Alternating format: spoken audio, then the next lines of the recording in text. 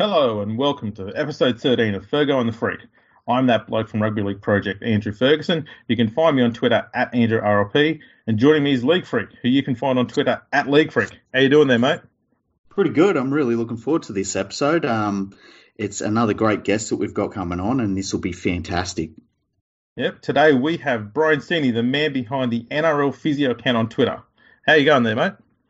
Yeah, good boys. Really excited. Good. Looking forward to discussing some injury topics. Excellent. So, what got you going with the NRL physio account? Obviously sitting back watching the game, and there were things that you would see happen, and you obviously have a knowledge base for that. Is that how it started? Because it's absolutely exploded. It's been fantastic. Yeah, look, it was one of those ones. I still, I started as a hobby, and I still see it as a bit of a hobby. Like I've got a full-time job, and I'm a partner out at my private practice. So look, I love my footy, always have, and watch, as you say, it's just watching the games and you see certain things that, if like I've got obviously a few physio mates and you'd see an injury and you'd message them and go, oh yeah, did you see, on the TV they'd be going, oh, did you see, whoever, Greg Inglis did his knee, whereas I'd be messaging my mate saying, oh, how about that ACL that, Greg did, and, just throwing out, things like that very informally. And then it actually all started, I got invited to an NFL fantasy league. It would have been probably 3 or 4 years ago. And I knew nothing about the NFL. So when league mates said, go to Twitter, that's where you'll get like all your information, and it'll allow you to be competitive in the league. And I sort of joined it and saw that over in America, like this information has value. A lot of people, those explanations of injuries and recoveries and rehab and stuff like that. And I just thought, oh, wow, well, that doesn't exist at all, particularly in the NRL, but, like also in the Australian sporting landscape. So I just created, I thought, okay, I like the NRL and I'm a physio, so I just called myself NRLPhysio, not expecting much to come of it. And it's just gone from strength to strength, really. And it's just all stuff, people always, will often ask me, oh, how do you have time to do this, and how do you, and really, it's just all stuff that is automatic knowledge. This is stuff that we as physios deal with on a day-to-day basis. So it's not something I have to put a whole lot of time into, because it all is it's stuff that just comes naturally. Have you found that there's been certain injuries which have been happening on a more regular occurrence in the game today compared to, say, in the past? Yeah, for sure. Like, I think particularly, look, I've been a physio for 8 or 9 years now, and so I probably wasn't keeping track of injuries sort of, when I was a teenager. But looking at the sort of historical, how the injuries have progressed, things like, your pec injuries are one that get talked about quite a bit. Your ACL seem to be happening a little bit more often. Things like your syndesmosis injury, I think that's happening slightly more often, but things with the syndesmosis injury, it seems like it's happening more often because the word syndesmosis has only been used for, it seems like, the last 5 or 6 years in the NRL. Before that, it was just an ankle sprain. He's rolled his ankle and that's it. And even with your ACLs, if you go back 30 years, it might have just been torn knee ligaments or something like that. So I definitely think the pec is one that has increased, and the ACL as well, probably a little bit more common these days if you're going back sort of 20 or 30 years. And then look, like across the league, obviously, as performance increases, as players get bigger, faster, stronger, that increases the forces. So, you get little increases in, fractures and stuff like that, because obviously the impacts are a bit more traumatic. Do the NRL clubs these days, do they look at how hard they train the players, how many hours they put in for training, how many games they play, how many minutes they play, and things like that, in an effort to try and cut back on repetitive use injuries? Oh, absolutely. And that's like you've pretty much named all the things that they monitor everything the players do these days. And I think training can, people like this overtraining can get a bit of a bad rap sometimes, because people say, oh, the players are overtrained. That's why they're getting these injuries. But like the clubs, they have that sports science behind them that they train like they do because they want to increase their performance. So they want to get bigger, they want to get faster, they want to be able to change direction at a quicker rate. So they're increasing performance. Now, if you increase performance, as I said before, that increases, the speed that's going, it increases the impacts, all that kind of stuff. So there is an increase, risk of injury through those mechanisms. But because they are well trained, even though they do suffer injuries and what seems like more injuries, the number of injuries that training prevents them from suffering. Like if they didn't have that training behind them, and it's a bit the same with the warm-ups too. I mean, players, they seem to go through this massive long warm-up these days, and people are like, why do they warm up? And a player might pull out, late in the warm-up, and people go, why are they warming up for so long? I can guarantee if the players didn't warm up as long as they do and went out and tried to perform like to their potential, the number of injuries would just increase astronomically because they're not warmed up enough. And that's probably the big difference that sports science has brought, is that it does improve that performance. But it also, even though it seems to be that there's that increase in injuries, I'd hate to think what the injury rate would be if the guys were trying to, say there was one team that followed sports science and all the rest just went back to the old days. That one team would just be performing at such a high level. The injury rate would probably increase for all the other guys, I'd say. That's true. I was going to ask a question, I will, about the difference in time it takes to recover from injuries today compared to in the past. Yeah, and definitely. I'm reminded of a story about Pat Walsh back in 1909-10, and he suffered a knee injury while playing over in England. Yeah, and right. He had to go to Liverpool to have the cartilage removed from his knee, and he ended up missing nearly 12 full months before he came back onto the field, where he lasted about 45 minutes and then had his knee collapse, and he had to go and get another operation done on it again. So I was thinking, obviously, cartilage removal of the knee, I dare say, would not be a common thing. But if someone had to have that happen today, what would their recovery time be now? Just as a bit of a rough gauge compared to the 12 months that took Pat Walsh to recover from. Well, that's right. I mean, when you said you were going to compare it to past, I thought we might be going back, the 60s or 70s. But to go back to 1909, we're really traveling back in time. But look, like it's actually funny because cartilage removal, it's like that's more commonly known these days as a meniscus injury.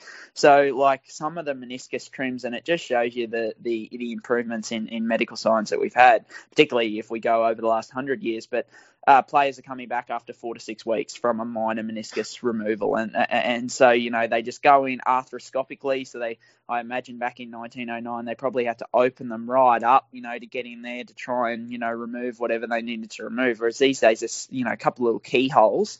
They shave away the torn piece of meniscus or cartilage, and then players are usually back 4 to 6 weeks. Even the most severe cartilage, injuries where they do have to sort of stitch something up or something like that. Look, maybe 3 to 4 months would be max that players would miss these days. There's certainly, I mean, as I said, especially if you compare it over the last 100 years, the advancements have been, really significant. That's phenomenal. There's a similar thing look, it's something that I feel like I've been noticing is the recovery rates from just broken bones, things like broken legs, broken arms and stuff. I feel like over the last 10 years, the recovery rates either seem to be quicker or it's just... it just feels like players are coming back quicker from broken bones. And the other thing is that they're not re-breaking those bones again. Is there something that's happened in sports science that has helped that sort of thing? Yeah, look, I think surgical advancements are the big ones there. Like there's so many different surgical techniques that, players can undergo these days for different fractures. And that just, stabilizes, whether it insert a pin or a plate or a rod or anything like that, that stabilizes the fracture nice and early. It helps with the early healing and stuff like that. So, you've got your sort of increases there. And then once again, it's the improvements in rehab. So we've got a greater understanding of, okay, what do we need to do to load that bone back up? When is it safe to start loading it? We've got the access to scans now, which, allows us to rescan and go, how's the structural integrity of that bone? Is it ready to go? Are we not okay with it? Do we need to sort of load up the muscles around it a little bit more to help sort of protect it and stuff like that? So it's just every 5 or 10 years that passes, like there's, new surgical techniques that are coming out. Aaron Woods, for example, just recently, he fractured his base of his fifth toe. The surgical technique that they use there, it only just started getting used. I think the first one in the NRL was in 2008. Joey Leilua, they just put a screw sort of right along the length of the bone. Now, before that, it was an injury because it's a bone that has really poor blood supply, and it's obviously in your foot, so you use it quite a lot. You're looking at, 6, 10, 12 months sometimes out of the game if you suffered a fracture of that bone. Woodsy's looking at missing 10 weeks, because of this new surgical technique that they've found. So there's so many advancements that just allow the players, to come back quicker and quicker and quicker, which is really, really good for the game. Now, I've watched you on Vossi's The Fan, and I think he said on there a few times that with the increase in pec injuries, could be linked to the players wearing these ridiculously tight football jumpers.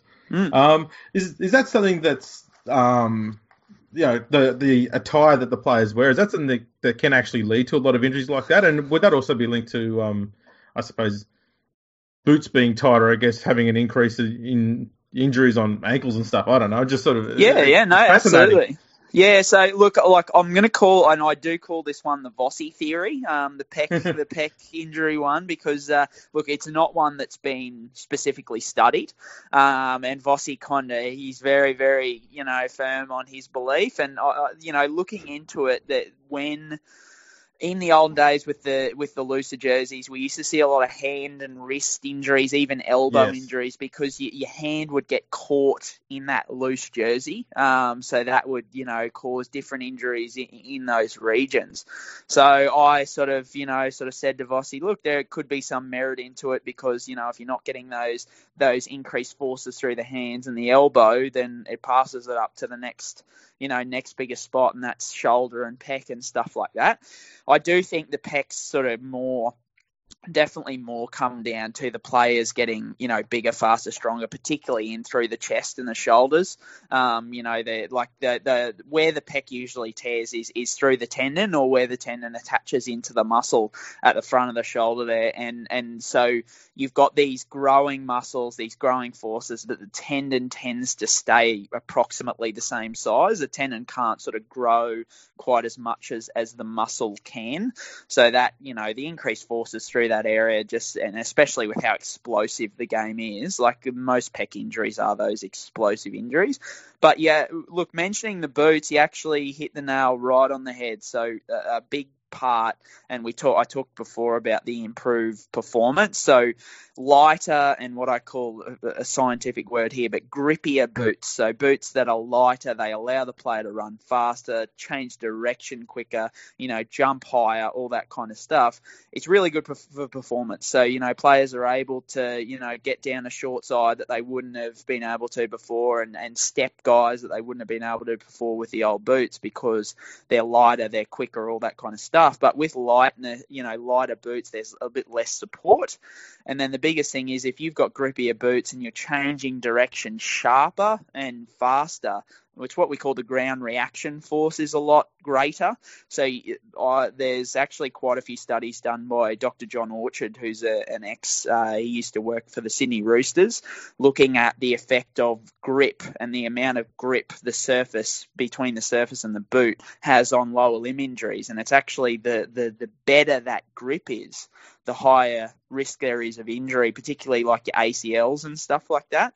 So they actually find over in the NFL, there's a lot of ACL, ankle injuries and stuff on artificial turf, because the artificial turf actually is really, really grippy. So it just creates a big ground reaction force between the ground and the boot and the player. And if the foot gets stuck and the body keeps moving in one direction, that's how you get a lot of those, ACL, ligament, ankle ligament injuries. So, yeah, there's certainly some credence in the thought that those improvements in sort of, I guess, the jerseys and the boots and stuff like that for the player's performance can sometimes put them at a higher risk of injury. But I mean, if you said to a player, hey, look, you're at a 5 to 10% increased risk of ACL injury in those boots, do you want to put on these old heavy boots that aren't very grippy and you're not going to be able to run as fast? The player's going to choose the improved performance every time and roll the dice, I would more than likely say. Yeah. So is there an injury that you would consider to be like the typical rugby league injury, like something that maybe nearly every player has to deal with at one point in their career? Oh, it's hamstrings. Yeah, hamstrings for sure. And I mean, we've seen a bucket load of them this year. But and hamstrings aren't necessarily, probably cheating a little bit there in terms of a rugby league injury, but certainly any sport that involves, explosive running and stuff like that. Like they see it a lot in AFL, they see it a lot in soccer, they see it a lot in the NFL. So any of those kind of running, contact, and even with a bit of endurance, like you've got your endurance factor, then you've also got your explosive factor too. So, a player might be tired, fatigued because they've had a big game to the 70th minute, and then all of a sudden they've got a sprint because there's a big break. And, that's when you're going to be at an increased risk of those hamstring injuries, and they're the most common soft tissue injury that we see in the NRL. And then, as has been well documented, the risk of recurrence is really quite high too. So I think I saw someone, I think it was Michael Jennings the other day, described it as the mosquito bite injury, and that the mosquito just hovers around and never seems to go away. And yeah, they look, definitely the hamstring injury is one that, if you can avoid that throughout your career, you've done pretty well. I have one which is sort of going back to the equipment type of things. There's one question that I'd always had, and I'm not sure if this is in your area or not, so just blind me if it's no good. Okay. Yeah. Does headgear actually provide protection? Because I've had I've played with some players, I've played with some players, and they've worn it because they said it makes them feel like it does, but they're not too sure it does because they said they still get hit in the head and it still feels the same. Yeah. So look. Like this is a big. Like I think it's a bit of a problem because there is that understanding, and particularly amongst parents too. They sort of think that, I'll put my child in a headgear and that'll protect them from concussions. Technology is improving, and there's nothing to say that we can't down the track come up with something that does help. But as it stands right now, the evidence is overwhelming that all headgear protects you from is head lacerations, so cuts, and the old cauliflower ears. So, the burst blood vessels and the ears sort of blowing up, which is, I think, a big reason why JT sort of wore them with his big ears. But, the way a concussion occurs is the brain shifting inside the skull. Okay, so the brain sort of shifts and contacts either the front or the back or the side. So it's that shifting, and the headgear, unfortunately, it does nothing to protect your brain from that shift. So there was some studies come out recently where they actually find that wearers of headgear actually increased the likelihood of suffering concussions because they went into the game with the belief that I am protected because I've got this headgear on. So they participated in what we call more risky behaviour, right? Because they went into tackles quicker. They treated their head with more, I guess, disregard because they're like, well, I've got my headgear on, so I'm going to be sweet. Like that's protecting me. And the evidence, as I said, look, I had a bit of an issue. I don't have too many issues on Twitter, but I tweeted about this a couple of months ago, and there was quite a few coming come out of the woodworks telling me, how can padding not, help it? It's simple science. And I, tried to explain it as best I could, sending through, scientific articles and stuff like that. But I think that was a bit too much information for the people I was dealing with. Well, essentially what you're trying to say is the only way you can stop that sort of injury from happening is if you put the padding inside the skull around the brain. It's exactly right. Look, the big thing is as they said, simple science. And I said, well, the science says that unfortunately it just doesn't. Like, I've got science right here that says that it doesn't. So, look, like you even think about helmets, right? Like helmets in the NFL that, like, they all wear them, but the evidence for helmets at the moment isn't great either. Like that, they don't seem to prevent concussions as well. So it is something that obviously with the way, the game is going with trying to prevent those head injuries, there's a lot of research into trying to find something that can help prevent that. And is there some sort of equipment that we can find? But yeah, as we stand here today at the moment, unfortunately, they don't seem to prevent or help prevent concussions. Well, it'd almost seem like it'd be one of those things that's almost impossible to prevent happening. You can probably minimise it, but because it's a contact sport, and not just in a tackle, but also with the ground, the only way you would be able to prevent it was if we just played touch footy. And that's exactly right. Like I think the biggest thing is that like if we continue to play contact sports, unfortunately there is going to be a risk of concussion. And what it is, and look, it's about trying to minimise them happening. So as you said, things like the ground and stuff like that are obviously going to increase. So that's why the NRL has brought in, no spear tackles, number one, both for concussion and for neck injuries. Okay, we're going to outlaw head high tackles. There's another one. A really controversial one is getting rid of the shoulder charge. That was one as well to decrease. And look, we're not getting rid of concussions completely, but these are all tackle types that are shown to increase the risk of concussion. So, okay, let's get them out of the game. We're still able to, have a game that people can watch, and there's still some contact, and there's going to be instances where concussions occur, and then the challenge becomes, okay, how do we minimize the effects that these concussions have on players? So that's why the HIA is brought in, then the concussion protocol, all that kind of stuff.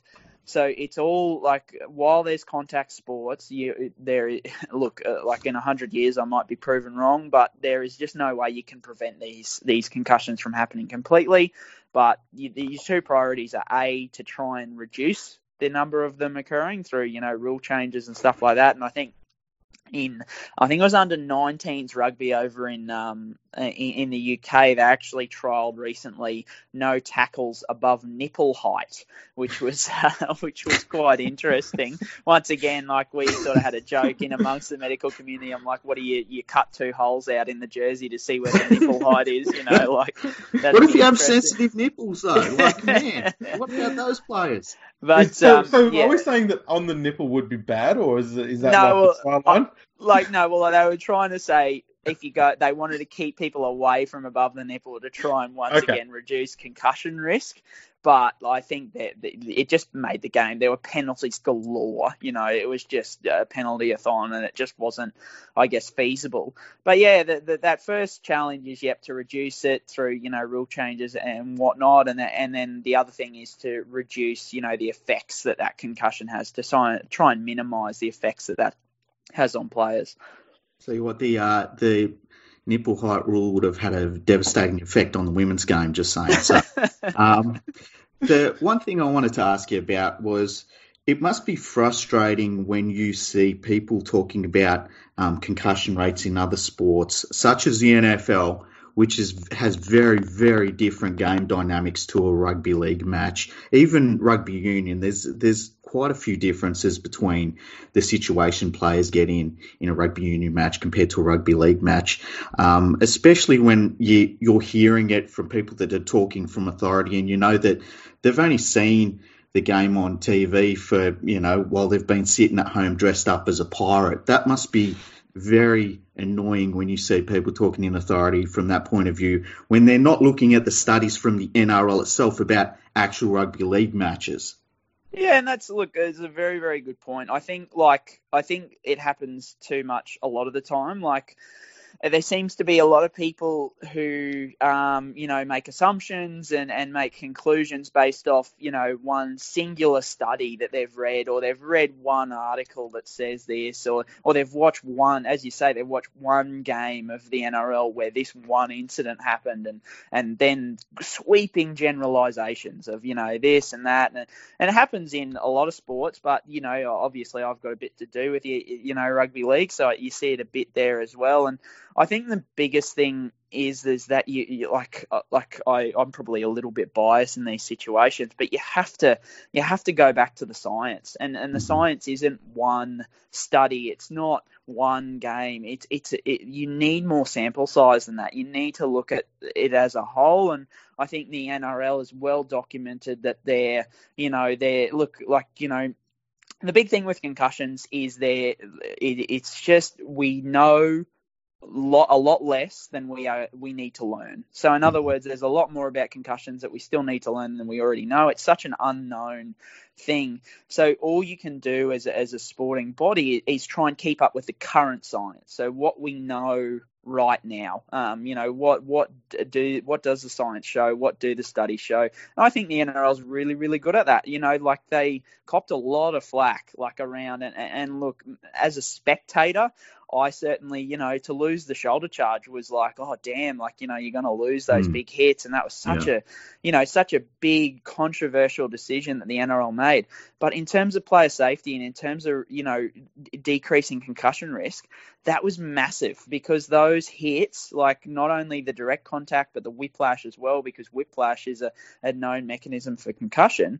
They made a controversial decision there, but they did it because they're like, look, this is what we found. We found that the science and the studies and all the information that we have, we want to remove that from the game for the interest of player safety. So, it's really hard when you do see, sweeping generalized statements and stuff like that. You want to, I tend to tell people, you want to try and listen to people who sort of kind of have that scientific, research background, who have looked into, right across the board and gone, okay, these are the conclusions that we're coming to with the information that's available to us, not just, this one study said this, or this one game, this happened, so ban everything, or whatever, which seems to, in the outrage media that we have these days, that seems to be quite prevalent. But yeah, I think sitting back and sort of taking in all the information is something that's really, really important.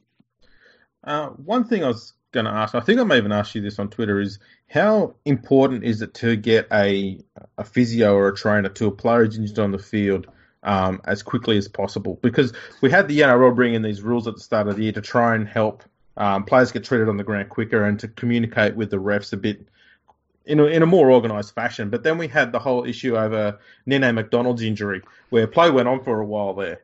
And just wondering, how important it is for the play to stop, so Nene could have been treated sooner, and the risks, I guess, he may have had if he had been left lying there for a bit longer without the game stopping. Yeah, so look, you've hit a topic of contention for me here, because this is a big one that I get pretty fired up about. So I'll try not to go off on too much of a rant. Fire up, mate. Go for it if you want. Go crazy. Look, just attack everyone and make headlines. Yeah, look, I'm a massive player safety, right? And I might be biased, and I probably am, and I know the general rugby league community. I know there's players out there who have laid down to try and, slow the play down, and then all of a sudden they get up and they're fine and stuff like that. But it really, this new rule, I'm not the biggest fan. I think there's got to be a balance, right? You can't have players lying down and stopping the game every time. It just can't happen, because there are players we know who are tactically trying to do that. But there are circumstances where, look, when the trainer runs out onto the field, or the physio, whoever it is, I truly believe that their number one and pretty much only priority at that circumstance has to be the player and the player's health and the player's safety. So to have, and especially if it's a significant injury, to have the trainer then sort of have to go, okay, I've got to assess him, and I've got to do it quickly because the play's still going, and the player might have to get back, and and stuff like that, it becomes a real sort of minefield, and it is one of those situations where we are so careful when it comes to the head injuries and stuff these days. But the other thing is okay, say, for example, Nene McDonald, like obviously his was really severe, but like say someone goes down with a knee injury and the trainer gets out there, it's the 70th minute of the grand final, and the trainer wants to assess his knee because he could have blown out his ACL or something like that.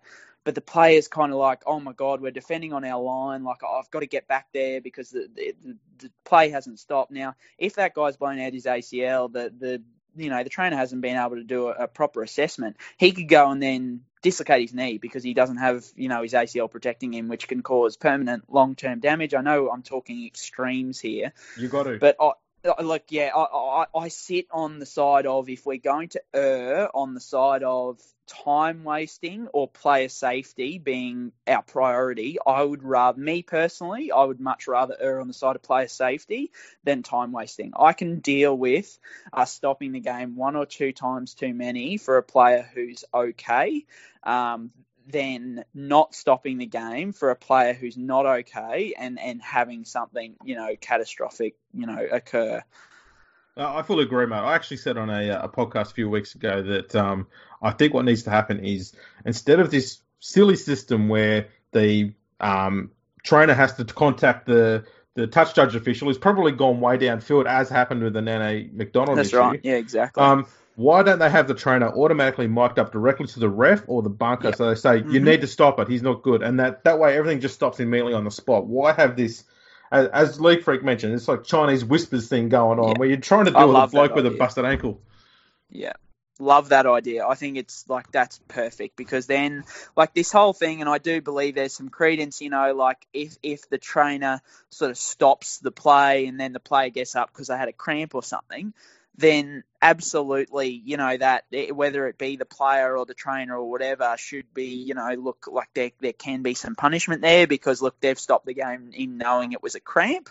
But if that trainer, suspects that there's a serious injury, like the game, and the big thing is it's not just for player welfare too, but there's so many parts of the game where we reduce luck or bad luck. Look, bad luck is part of the game, but we try and reduce bad luck. That's, a reason that we introduce the video ref, because we're like, look, sometimes the referees are just sort of going off their gut feel and they're going, oh, look, I didn't see anything, but I think that's a try or whatever. We introduce the bunker or the video ref so that we can go, okay, if that by bad luck that team didn't, they didn't score, then we've got to correct that decision. And I kind of especially with the Nene, and Asiata thing, I don't know how I sort of feel even as a fan. I know it's bad luck, but I'm like, they're two players down in the defensive line. If the other team scores, I'm kind of like, I feel like that's rough. I feel like that's really rough to have two players who've suffered serious injuries. And once again, and it's an extreme example, but if the scores are tied up in a grand final and someone scores on an 11-man team because there's two players down with serious injuries, I'm kind of like that feels hollow to me as a fan. I'm like, I think that we should be striving to sort of have, the best 13 versus the best 13 all the time.